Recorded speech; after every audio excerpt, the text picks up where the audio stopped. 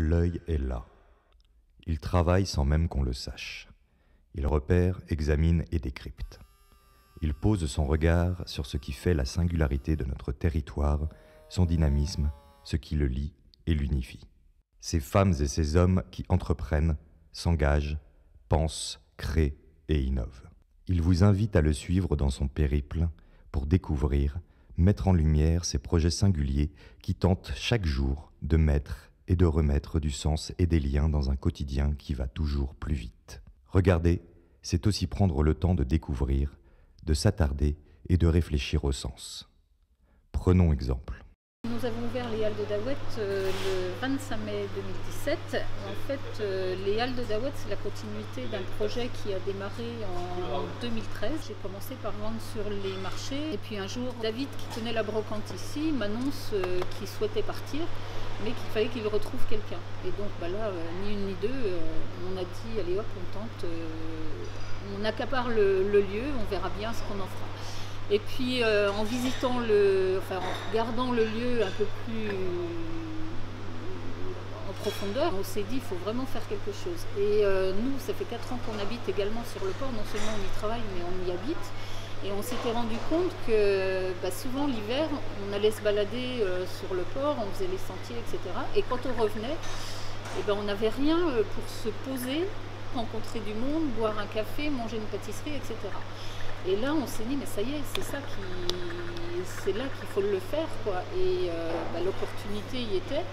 Et en même temps, on voulait aussi qu'il y ait d'autres personnes avec nous. Donc, au local, on avait déjà des petits artisans créateurs qui étaient venus nous voir et qui exposaient comme ça. Et on leur a proposé, on leur a dit, si vous avez un lieu pour mettre vos productions, est-ce que vous seriez d'accord, etc. Ils ont répondu oui, et puis voilà. Le lieu s'est construit comme ça. On a lancé un financement participatif sur une plateforme. Et par ce financement, on a été repéré par une chaîne télé. Et en fait, notre chantier ici est devenu un chantier participatif. Parce que les gens étaient super contents qu'un lieu comme ça ouvre et ils ont voulu s'investir aussi. C'est pari gagné de toute manière. Au niveau du territoire, on a créé des emplois. On est passé de 2 emplois à 3 à plein temps, plus une personne qui va venir en renfort les week-ends. Avec le salon de thé et la restauration, ça nous donne du travail supplémentaire. Et donc on est obligé d'avoir le personnel qui mais il y a 3 emplois fixes, plus mon mari et moi en cuisine. Donc ça fait quand même 5 personnes qui travaillent. Par contre, en été, on est obligé d'avoir 2 personnes supplémentaires en plus, qui viennent les 2 mois d'été. Et là, nous, on est en train de développer également les repas de groupe, parce qu'on nous en demande. Et on a la chance d'avoir une salle qui est disponible. On va aménager là, sous 15 jours et puis ce sera encore un plus pour le port de Daouet, pour le lieu. Les Compagnons Bâtisseurs, on est une association qui accompagne des habitants à réaliser des chantiers chez eux avec l'aide de bénévoles. On fait des chantiers participatifs et solidaires.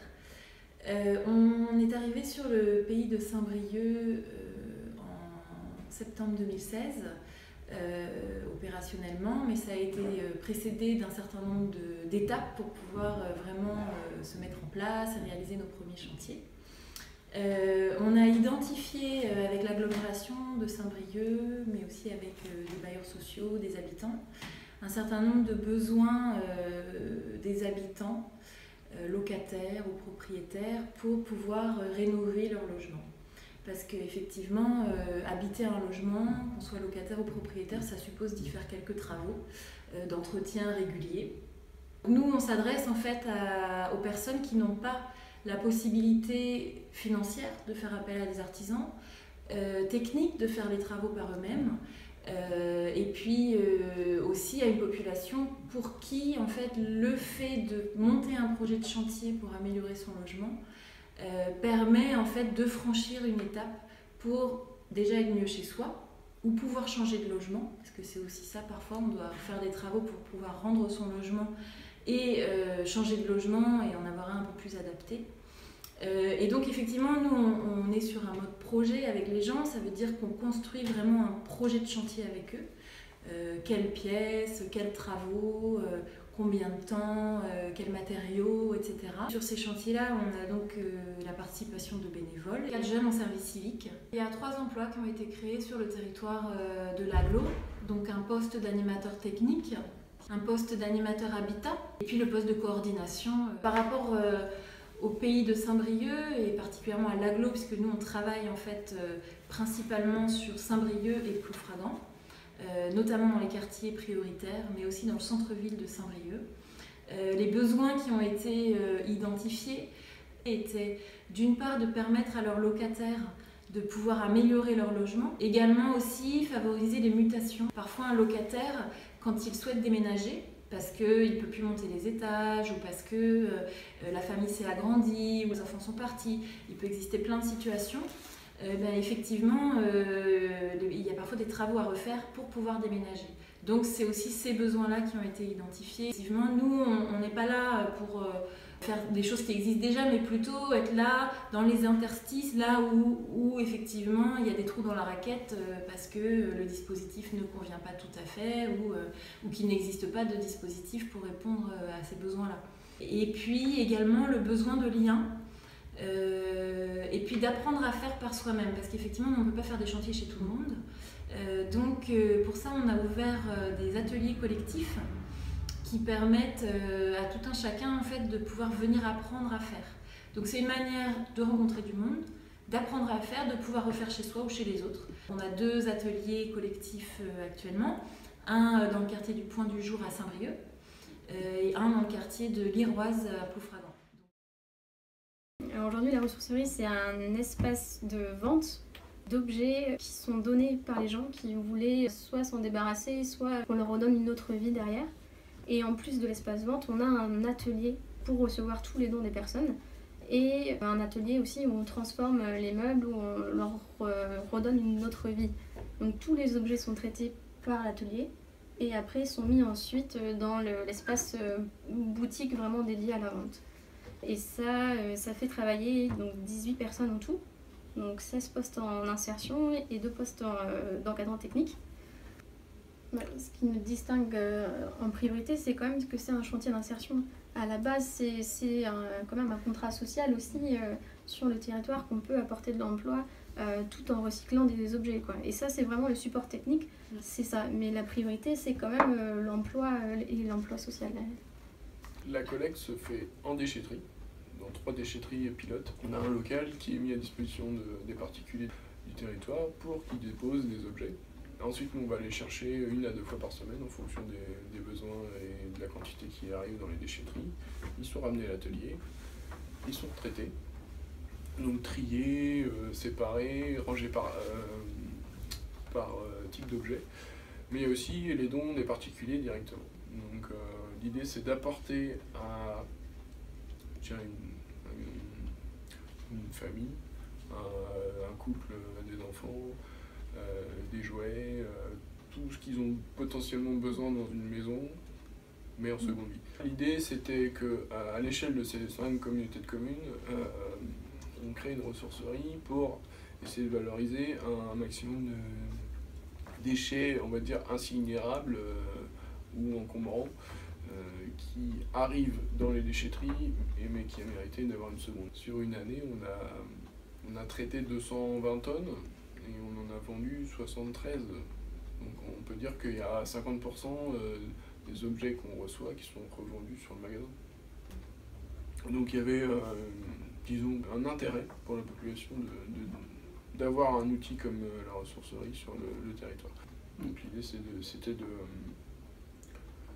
d'apporter un outil modulable en travaillant avec la médecine du travail, en travaillant sur des normes particulières, pour que ce soit un environnement de travail agréable, mais aussi un environnement de vente, disons, un petit peu aux antipodes de ce qu'on peut trouver dans type de magasin de revente d'objets. L'idée, c'était d'apporter à quiconque avec un budget plus ou moins élevé, à toutes les classes sociales de la population, à tous les portefeuilles, toutes les aspirations, un outil, un lieu où ils se sentent bien, où ils arrivent, où c'est accueillant, où ils n'ont pas forcément l'impression d'acheter de l'occasion. Donc des objets en bon état. On essaye d'avoir plein d'idées et de les mettre en application. Donc je travaille depuis 15 ans auprès des personnes avec un handicap moteur dans les Côtes d'Armor, à Plérin plus exactement. Et puis au fur et à mesure de ces années, j'ai pu constater l'évolution des nouvelles technologies auprès de ces personnes et à quel point ces nouvelles technologies pouvaient aussi apporter une grande autonomie pour le quotidien. Alors les nouvelles technologies sont censées quand même toutes nous apporter ça, mais malheureusement elles sont aussi amenées avec leur lot de bugs et autres difficultés de paramétrage. Alors on peut imaginer que des personnes avec peu de moyens cognitifs ou intellectuels ont encore plus de mal que les autres à pouvoir s'adapter à ces machines, et pourtant on peut voir au quotidien encore plus pratiquement que dans le milieu, dirons-nous, ordinaire, encore plus de machines et d'aides venir occuper ce quotidien. On peut aujourd'hui imaginer qu'une personne seule à domicile puisse réserver ses courses, commander ses transports, gérer un agenda à distance, etc. avec les aidants. Mais pour ça, bien sûr, il faut un apprentissage, comme pourquoi pas, on dit qu'on passe les codes, on passe des examens, on passe des diplômes. On pourrait imaginer aujourd'hui passer un diplôme, entre guillemets, ou en tout cas un savoir-faire autour du multimédia et du numérique. C'est ce que je compte amener avec Eilan Media. Eilan en breton signifie, on dit Eila d'ailleurs, j'ai appris il n'y a pas longtemps, qui signifie relayer et seconder. Il ne suffit pas juste de proposer la technique, il faut aussi accompagner la personne à l'utiliser, et aujourd'hui c'est bien là que le bât blesse. De fil en aiguille, comme ça, en individualisant et personnalisant en tout cas tous les accompagnements, ces personnes ont pu acquérir des compétences et puis aussi des possibilités d'aller vers l'extérieur. Je pense à une personne qui, grâce aux tablettes aujourd'hui, est capable de proposer des sets musicaux techno, et qui aujourd'hui, après une courte formation, peut commencer à proposer à droite et à gauche, en tout cas en milieu dit ordinaire, sans paraître trop ridicule, des choses qui tiennent complètement la route. La technologie va toujours être rattachée à un but d'inclusion sociale, beaucoup plus largement auprès des personnes dépendantes, à savoir aussi toute la catégorie des personnes, les seniors qui ont aussi certains beaucoup de mal à utiliser tous ces appareils, qui vient en plus se rajouter ce qui est appelé lit administratif. Aujourd'hui, l'idée c'est bien de favoriser l'autonomie sociale, et encore plus à domicile, parce qu'on a tendance quand même à préférer une vie en hors institution quand on veut parler du handicap en tout cas. Cet œil, ce regard, pourrait être le vôtre. Vous aussi, essayez de prendre le temps de découvrir et de réfléchir au sens de ce qui vous entoure. Partagez-le, dévoilez-nous les projets qui vous tiennent à cœur, étonnez-nous. Repérez, montrez, rêvez, voyagez, penser, réfléchir, voir, dénoncer, aimer, découvrir, partager, comprendre, agir. À vous de jouer.